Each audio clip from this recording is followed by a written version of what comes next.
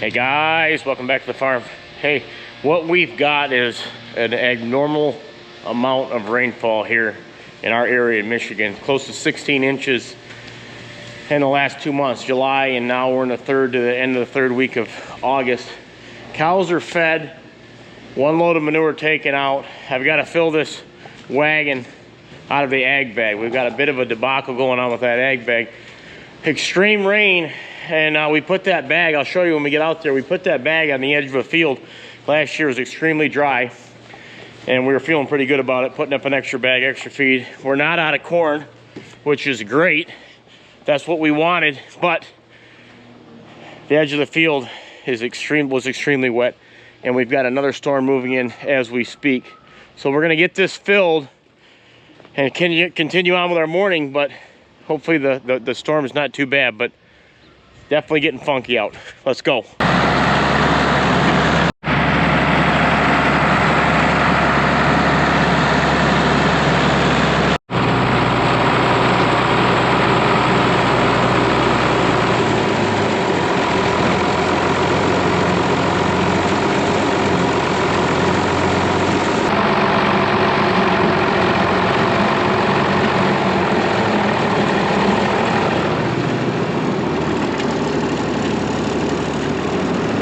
Okay, out here by the ag bags, ready to load. This is mostly gravel. This is where the second bag was and the third bag was.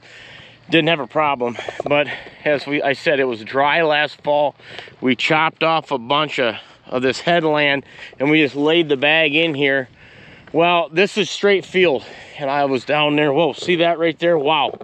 I ended up having to just nix this whole end. I opened up the back side of the bag, sacrificed some corn when I first did it, and it was a battle when that happened, but that's just enough higher ground, heavier clay, where you'll see it's a lot better. But yeah, this was a big hole. I can hear that thunder. To make matters worse, we left the lane here so I could kill, wow, I could kill all these weeds. So we wrapped that new seeding.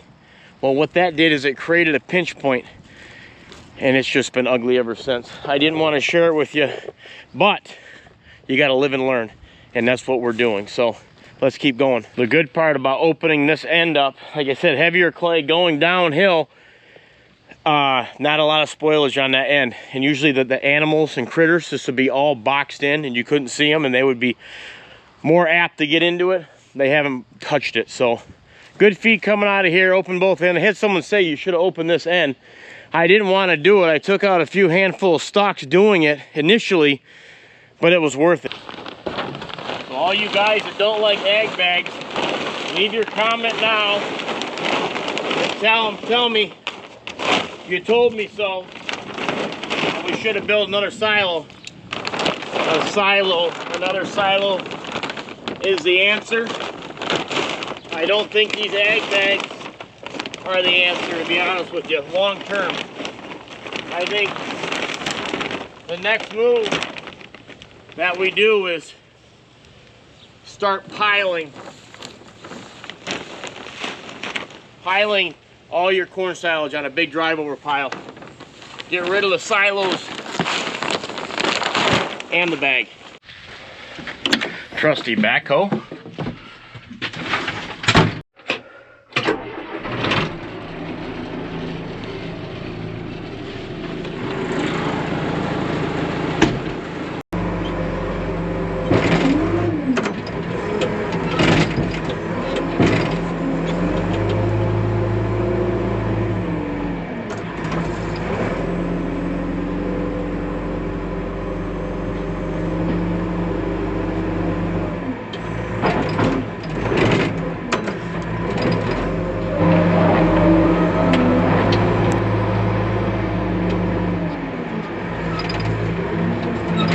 To come down now.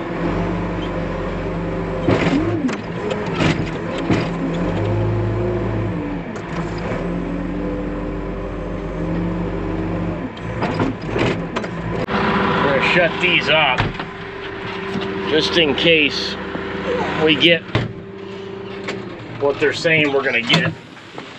It's starting to come down, but I wanted to get this done before it really comes down. I'm gonna leave it like this. Usually I'll shovel that up better, but right now we gotta get back in.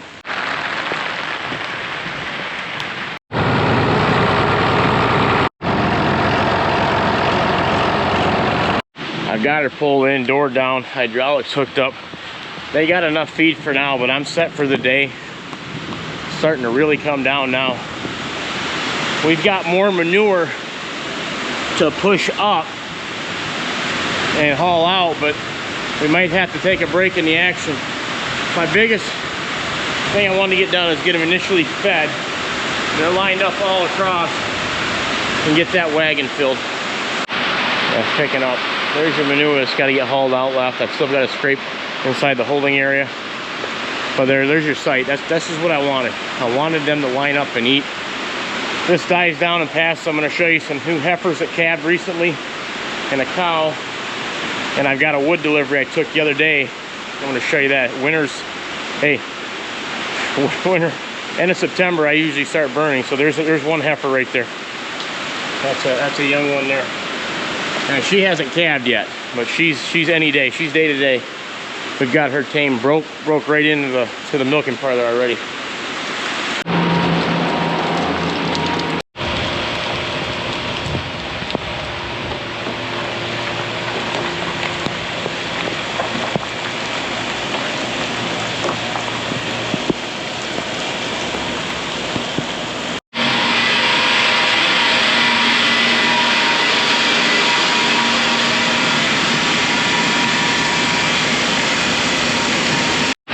She hit, what I tell you. That's why I wanted to get that done. I don't want to play out in the mud out there. That bag, that's a pain in the butt. Couple things, with all this rain, the corn is doing extraordinarily well. Corn likes it. The beans are coming along. The hay is very, very, very good. Problem is, you can't get out to get it. So we're hoping this wet spell kind of tapers off here in fall, because we're going to be chopping here, I'd say at least another month, probably sooner. But man, it's coming down now. All the cows are still lined up eating. Nobody's in the free stalls here. I've got to scrape this out and the holding area out, and then we'll get one more load of manure. Wow. Okay, the dust is starting to settle, or should I say the rain. Either that or we're in between cells. I'm going to attempt to get this out of here. This is another one of them new heifers we just brought up, getting close to calving. She likes to try to sneak out every morning, and we have to say, hey, get back in there. That's just saying she's a mischievous one for sure. But that's good. That means she's tame for the most part. That means she's a very tame heifer.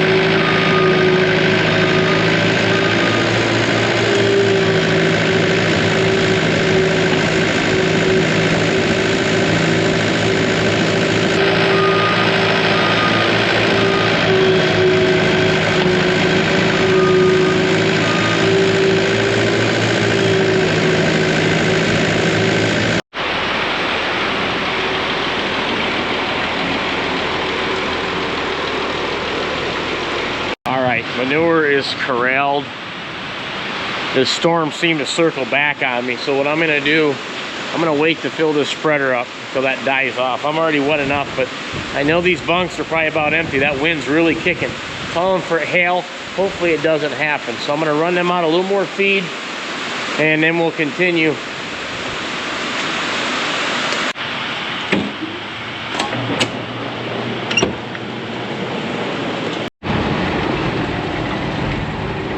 Oh boy.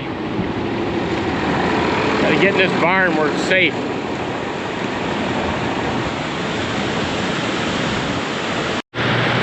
There's your hay, and we're fired right up. So cows are gonna be happy here shortly. This one here looks like she got her fill already. How you doing, boss?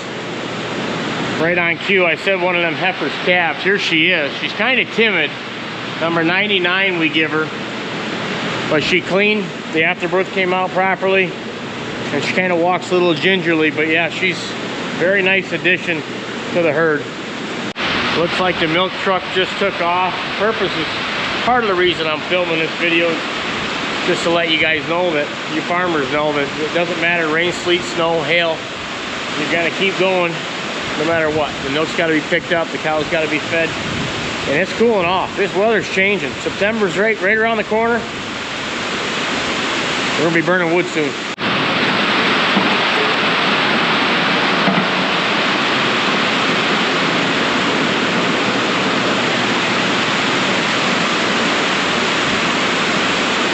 A lot of this water from this barnyard funnels right through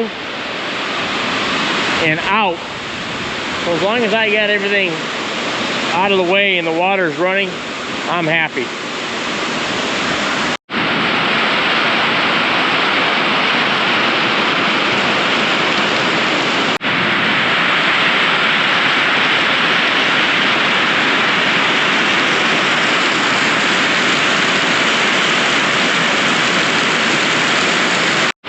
You see why we had to switch to this four-wheel drive white to pull the spreader.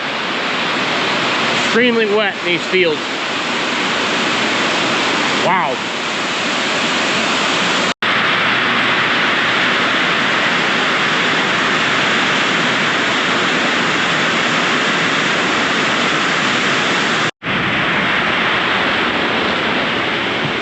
Left this silo down a couple.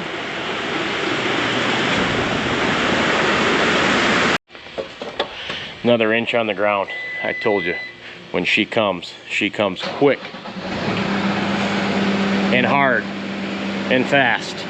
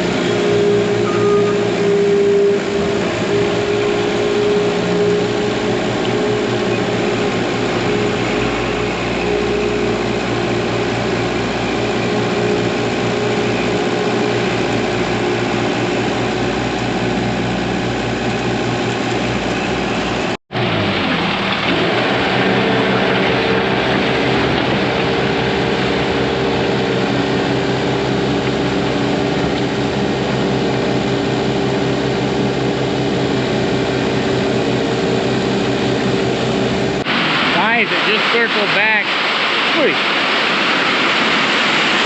Good morning, got that spreader out of here. Here she comes again. We're in some kind of funnel system. Our area in Michigan here in the thumb, it's just getting hammered. Had to put a sweatshirt on, I got chilly.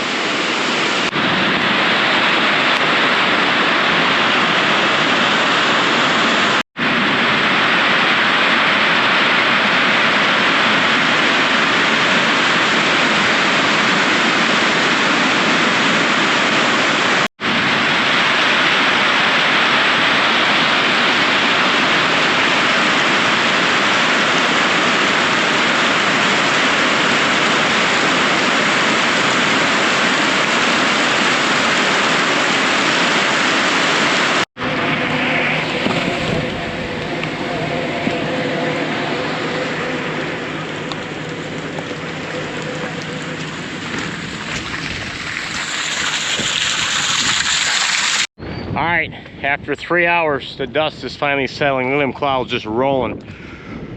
So 3 hours, I said 1 inch of rain, it just climbed up to about 2. You see what I was talking about, that pinch point? This is what I've been battling since opening this bag. We'll see what the other side looks like. Yeah, now it's tiled, this field's tiled up to this bag, about under it. But it's not working. That amount of rain that quick, 2 inches, 3 hours. Flooding conditions in an already saturated condition. So this doesn't look as bad. Heavy clay on this end here. And it's wanting to run that way. I don't know if I'll have to trench anything out, but yeah. It's all going that way towards Canada now. So this year when we do the 3 ag bags, because we're still gonna put them here, I wanted them consolidated like they were, but no more wrapping next to them, for 1, and 2, I'll end up bringing in probably a whole lead load, and that's what we did here, of gravel. And once I get this drained out properly and that everything's emptied, I'm gonna bring in a whole, and this will all be hard, firm surface. Some guys cement, but we'll probably just gravel it and then I'll be good. This is hard. I could scoop off of this, no problem. These conditions aren't exactly normal. We said 16 inches, now we're up to 18. So, but that's the way life goes. Up on my roof, I had a gutter plugged. I could see it. That was a lot of rain. I'm gonna unplug it while I'm thinking about it. A lot of roof up here on this big barn. Look at that water sitting. Holy Toledo.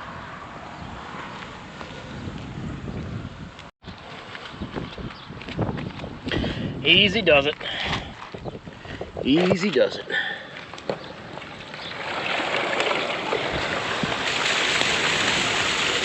Easy does it.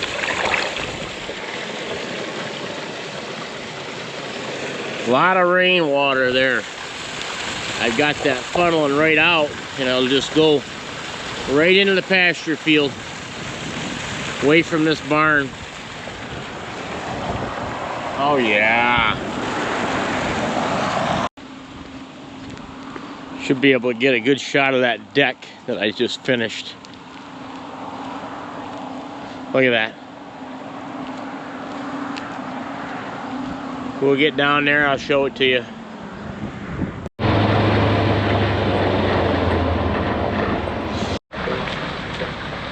Gonna try to squeeze in here and drop these. Usually he was going out in that pasture, but he can't because it's just too wet. Way too much rain. So he's tying it right in here.